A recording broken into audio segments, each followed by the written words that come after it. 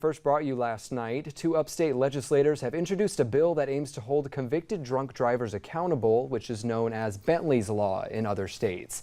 Tonight, we're hearing from a Lowcountry attorney on what legal roadblocks the state could have to go through before it's passed.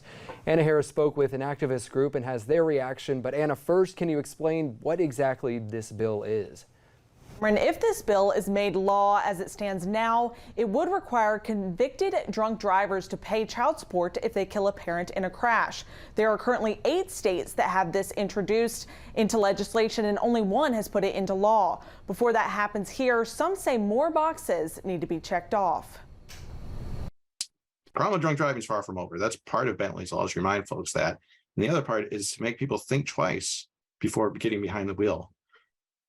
About 32 people die every day from drunk driving, according to the National Highway Traffic Safety Administration.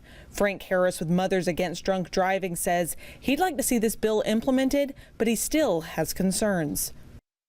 Drunk drivers who are in this area don't plea down to a lesser offense or fall into a separate statute where then they avoid being held accountable under Bentley's Law. Lowcountry attorney Mark Pepper says he does not think this would happen, but also agrees they're still missing pieces. We see this very often. The state comes up with a great idea, and in principle, this is a great idea. But practically, how does it work in the real world?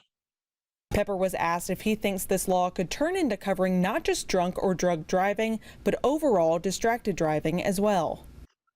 I understand the legislative intent, but the concern would be, are we opening up Pandora's box? If we're saying if you're behind the wheel and you kill a parent of a minor child and now you're responsible for paying the rest of, whatever it is until he's turned 18, that's where I think the Constitution has to step in and say, oh, that's ambiguous.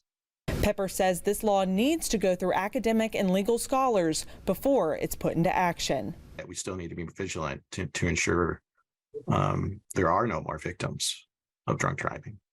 If we're really going to pass legislation, maybe we ought to pass legislation that tightens up those loopholes to where people that actually do commit the crime of DUI are convicted of DUI.